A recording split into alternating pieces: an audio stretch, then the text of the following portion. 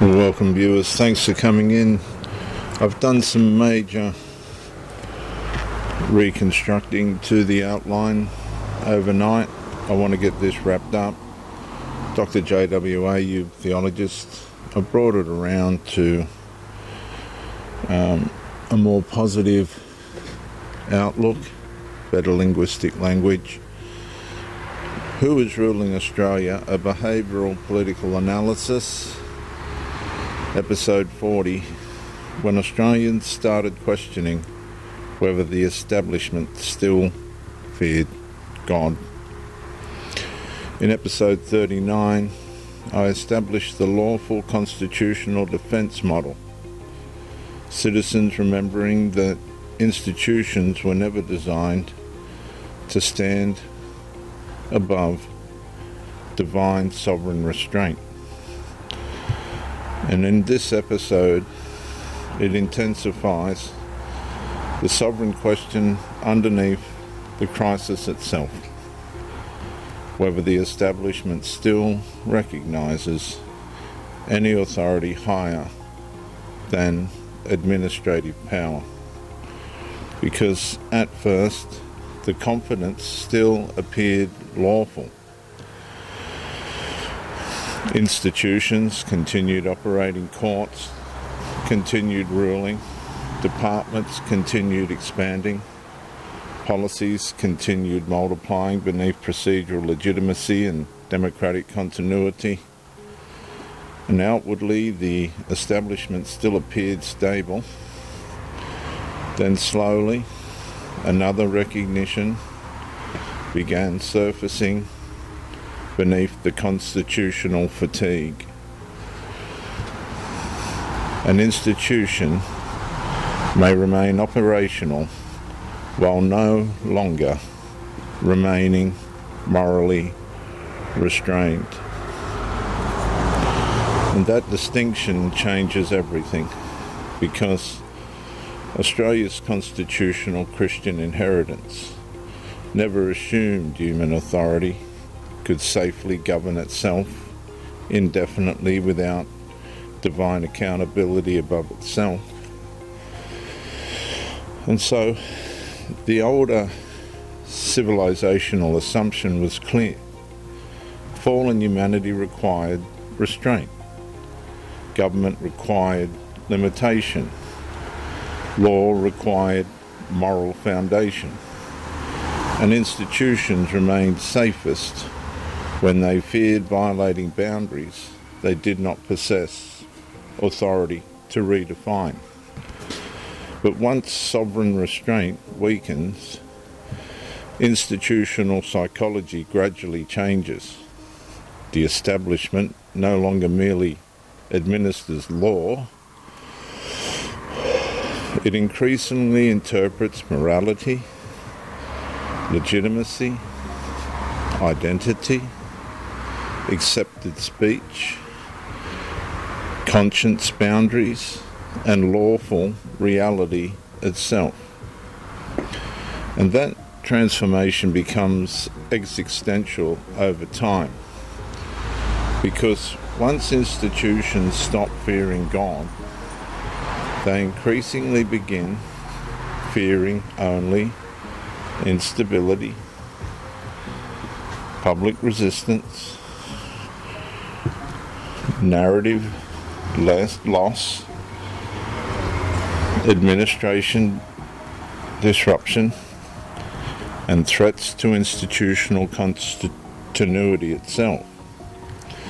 So the population then slowly experiences a different kind of authority structure, not openly tyrannical, administratively limitless. And the paradox deepens further.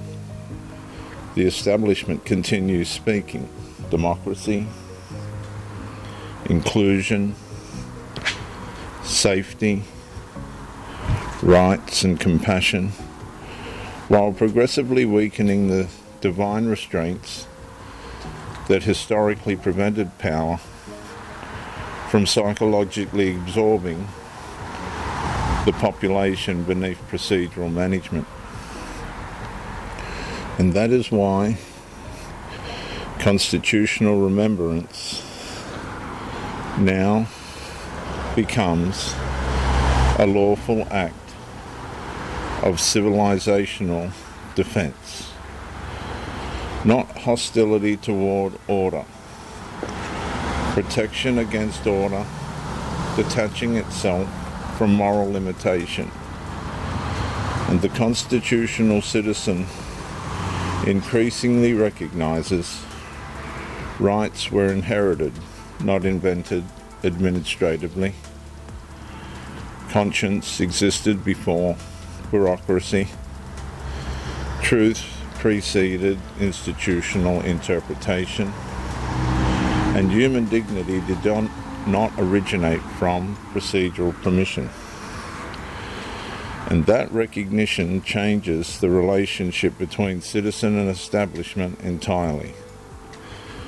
Because once divine sovereignty disappears from institutional consciousness, power increasingly begins regulating reality rather than serving truth beneath lawful restraint. And the issue confronting Australia is, therefore, no longer merely whether institutions possess legal authority. The deeper issue is whether institutions still recognise themselves as morally limited beneath a higher authority they were never designed to replace.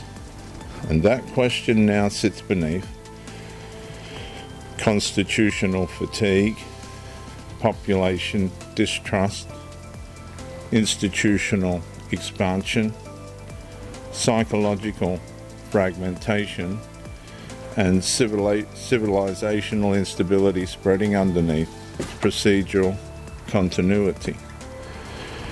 And somewhere beneath the establishment, confidence and other truths steadily emerges. A nation becomes dangerous to itself.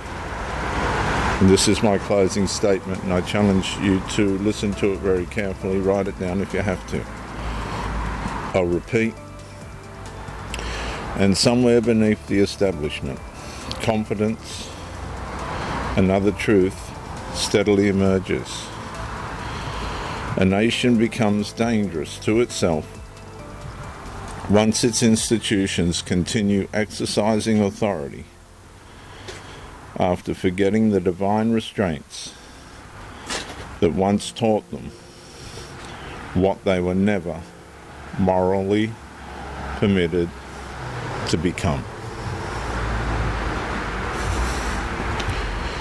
I'm Dr. JWA, youth theologist since 1994. Like, subscribe, comment to educate me, share to help somebody else. I'll see you in the next talk entitled When Australians Started Realising Conscience Could Not Survive Without Higher Restraint.